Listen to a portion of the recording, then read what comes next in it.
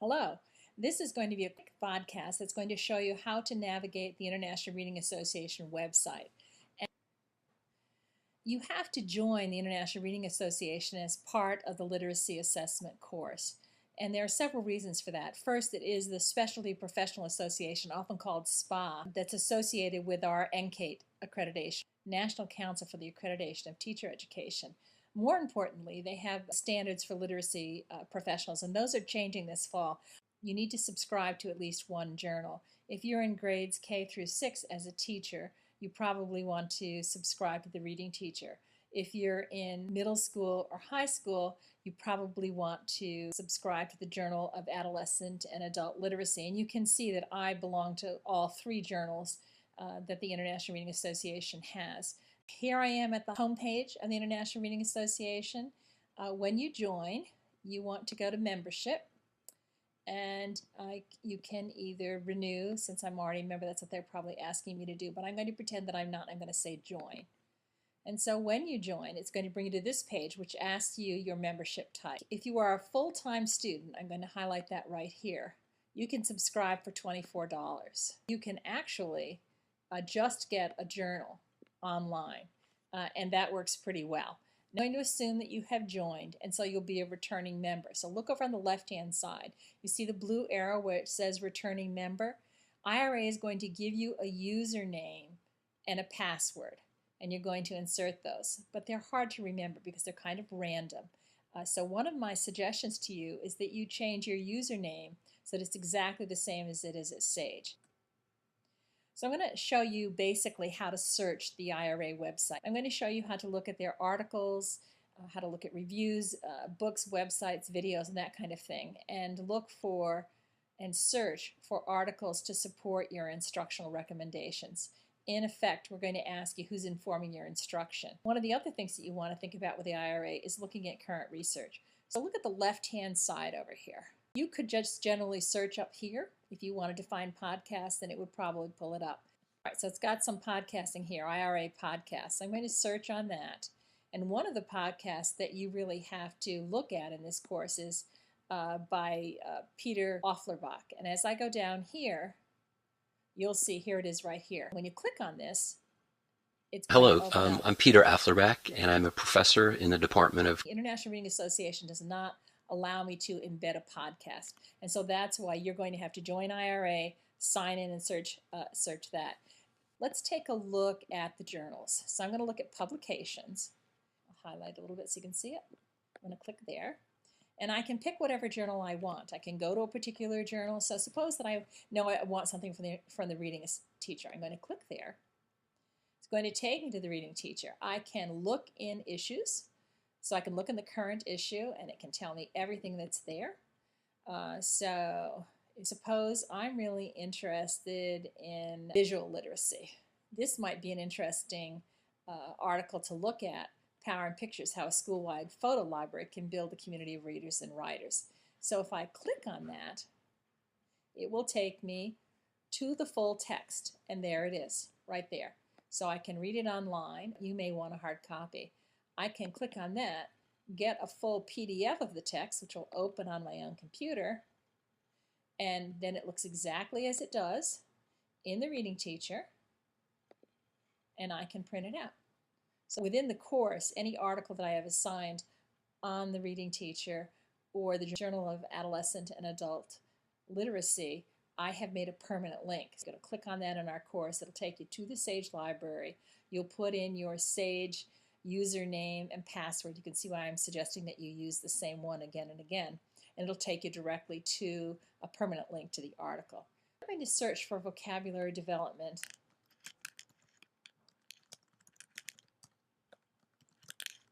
And I'm going to say English language learners.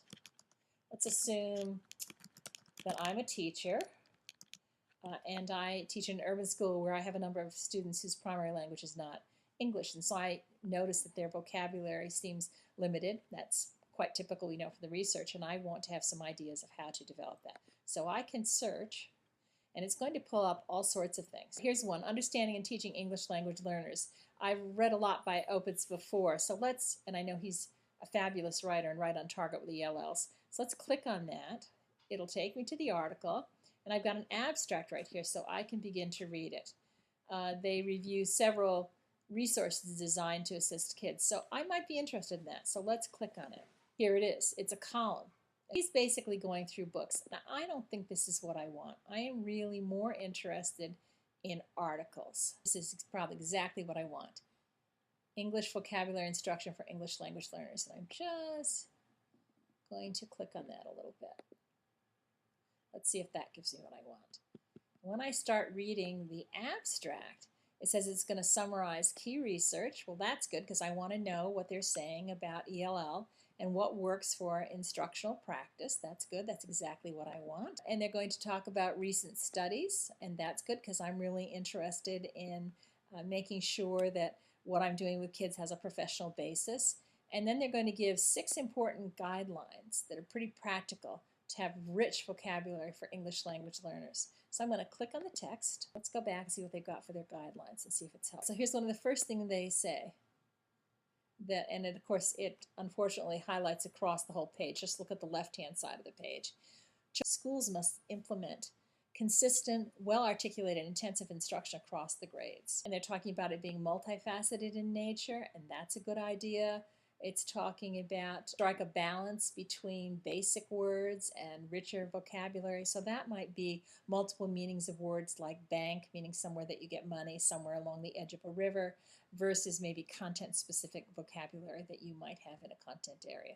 So this is probably exactly what I'm looking for. I want to do an advanced search. So here I am. It pulls me right here to advanced search. Now, what I like about advanced search is when I click on it, this is important because you can limit yourself. So I'm only interested, let's say that I really want to know about, let's say, informal reading inventories, which is something that we'll study in this course. So I'm interested in articles. I don't want to buy books because I don't want to look at that. I don't care about a video. And I look down here, I would say, well, that might be under assessment. It might be under comprehension. And for those of you who don't know what they are, those are a series of passages at various levels that you administer to kids to try to identify their functional reading levels. And suppose I'm interested in that at childhood, early adolescence, and adolescence to see what comes up. Maybe I'll find an article that compares the various informal reading inventories. So let's search and see what happens. And look what happens. I get a really terrific article from September 2009 asking the right questions, how to select an informal reading inventory. A couple of other things I wanted to show you. I'm going to go to home. You can always go back to home. That gets you back to that very first page that we looked at. If we look on the left-hand side, there's also research and policy. And that will give you any reports over here, standards. So if I click on standards, because I know you're all going to care about that, and what I come up with are the professional standards for reading education. So I'm going to click on that. It's going to tell you that they're going to be available in 2010. Now, there are other things. If you wanted to go to meetings, you could click there. But the International Reading Association has other resources that might be helpful to you. For example, if you want to look at lesson plans, one of the things that's really interesting is that the International Reading Association and NCTE have jointly funded Read, Write, Think, which has a variety of lesson plans. And they're by grade level, by content area, they're tied to individual state standards, they've got lots of resources. So let's just take a real quick at that website. Suppose that you were interested in looking at 9 to 12. They've got something here on the Harlem Renaissance, a retrospective, which really integrates art, music, dance, poetry. So that might be Neil Hurston and Langston Hughes, for examples, might be people that you know. So there are opportunities for professional development, so lots of things. That's basically how you navigate it. Now, what I find is that many students don't poke around. You do well if you go in every month when your subscription comes for your journal and kind of poke around, because they upload new podcasts nearly every month within the IRA website, and they also have them within BAM Radio. So if you have questions on anything from the orientation section, but in particular about navigating the International Reading Association, please go to the question forum. Thank you.